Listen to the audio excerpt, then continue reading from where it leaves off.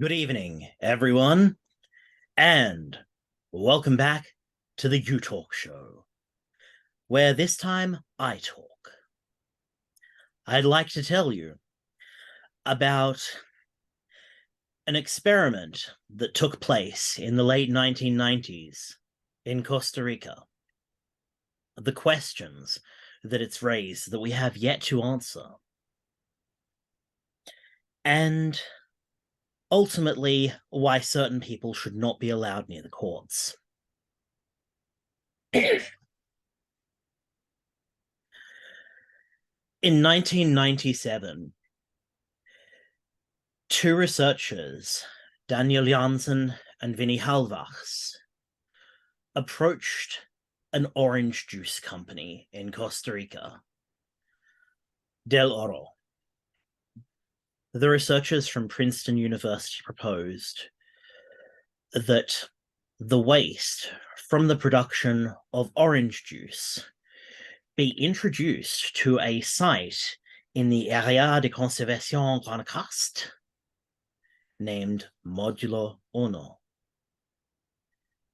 About, just quickly checking the exact mass, I think it was about 1,200 megagrams. So that's many kilograms. 12 million kilograms is fine. The math works out.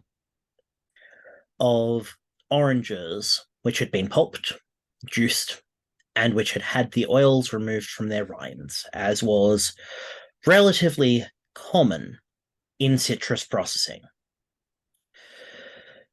were dumped into an area bordering a national forest. It was thought at the time that this waste citrus fruit might act as a useful sort of fertilizer to promote the restoration of the conservation area. The initial site worked. Within about 18 months, the oranges had disappeared. The soil was rich, loamy, deep black, where there had been sporadic patches of grass. Broad-leaved herbs were sprouting to life. It was absolutely beautiful. And so the researchers decided to go for a slightly more aggressive approach. Once again, they approached Del Oro. They suggested that they could donate part of their own forested land to the national park, the Area de Conservation Guanacaste, and that in exchange for this, they would be able to dump this waste, completely useless to them, saving them from the cost of destroying or otherwise disposing of it. And that for the next 20 years, they would provide 1,200 megagrams per year, I think it was. It's been a hot minute. Onto this site, now dubbed Modulo Dos. A year in, a rival orange juice manufacturer, Ticofruit, took Del Oro to court. The claim was that in disposing of their waste in this manner, they were defiling a national park. They were depriving the good citizens of Costa Rica of a beautiful natural resource. And ultimately, the Supreme Court of Costa Rica agreed. And thus, only the first year's load made it onto a 3-hectare area. But that was enough. Some years later, in 2013, another researcher from Princeton University, Timothy Toyer, visited Costa Rica for other research.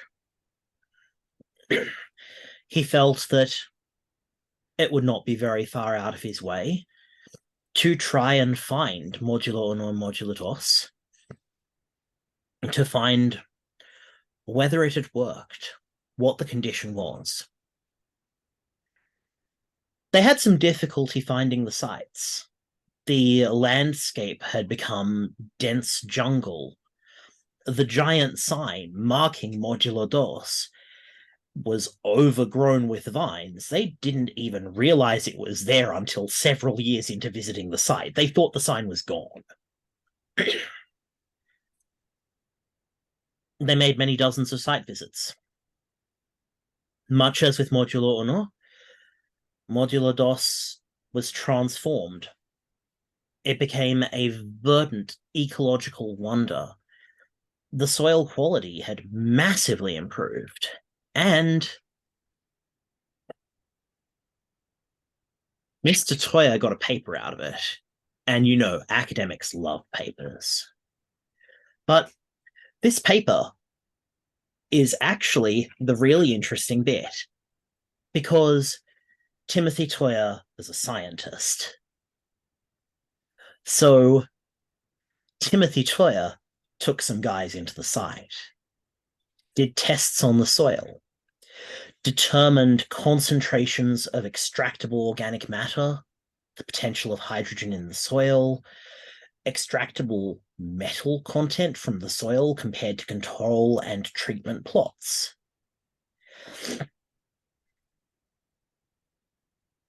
They found that in every respect, Modulo Dos had been regenerated.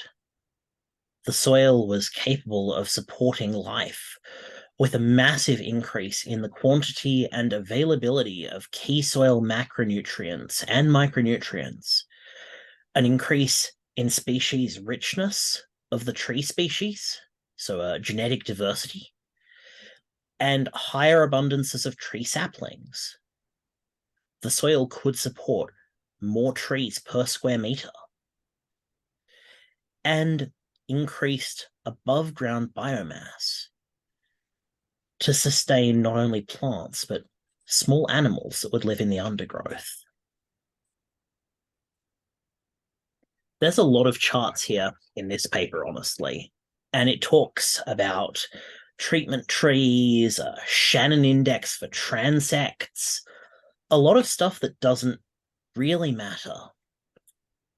What matters is scientists approached industry. They proposed a low-cost way to remediate a site. The industry agreed. I mean, it was going to be a saving in cost for them.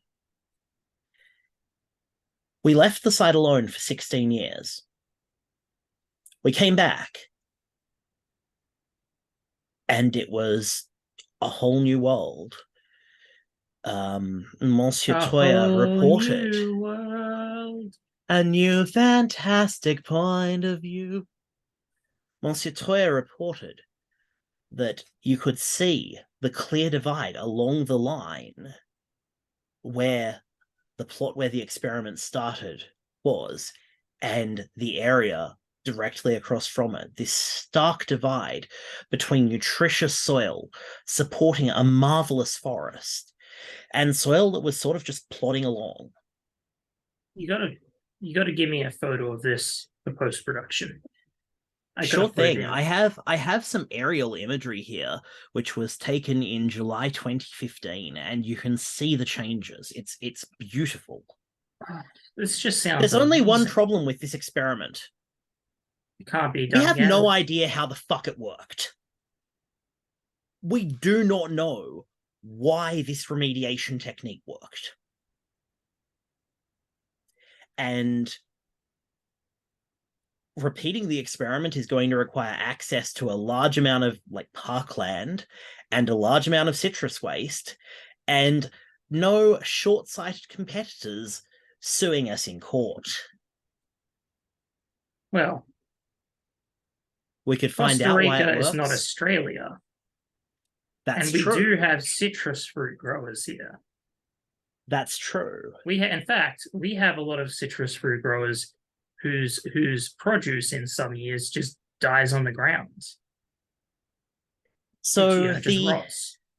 Just for the legal side of things, because I do have a brief summary of the legal side in this episode of Restoration Ecology. How Yeah. The contract between Del Oro and Área de Conservación Guanacaste was voided forcibly by the Costa Rican Comptroller General of the government.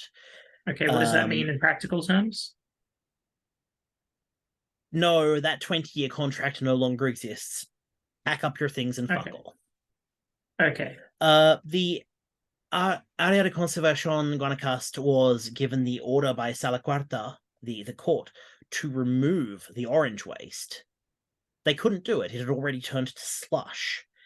There was a substantive concern that the biodegradation would become a breeding ground for pests or pathogens, or that the essential oil dextrolimonene might leach into surrounding waterways.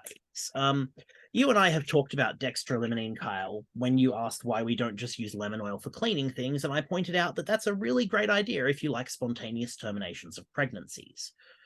We've also found out that it can be a potent carcinogen. Good news is, because they weren't able to remove the orange peels, we found out that those concerns were unfounded. We know almost nothing about this experiment except that it should be safe to do it all over again. That we've nothing to lose by trying it. And ultimately, I think that's how we end this little series about saving the Earth on a high note. There are so many things that we could try that would cost us nothing but the effort. And if we are to save the Earth from the excesses of greed that governments, corporations have placed on it, we need to try everything. We need to figure out what works and what doesn't. And when we find the things that work, we need to propagate them virulently, You know what? vigorously, effectively. You You know need to what? dump your orange peels on the ground. You have nothing to lose but your orange peels. And you know what? It feels like it's just like Forrest Gump said. It's easy if you try. And yes, I know who really said that, but in my mind it's Forrest Gump because the movie. That's fair. So many older people are gonna hate me right now. But also consider Forrest Gump was objectively quite cognitively impaired. He was not the brightest spark in the tinderbox. He wasn't even the brightest knife in the drawer. And yet he would see this. He was, yeah. And he would know. He would know that with no downsides and so much potential gain, it would have to be worth trying.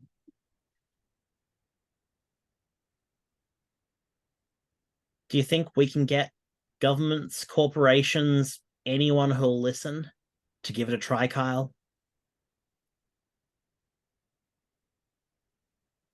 There's got to be somebody out there. Someone who could watch this video. Maybe whoever watches this video can send it to them. Maybe they know someone. Maybe they'll send it to them. And maybe they'll try. It's got to be worth trying.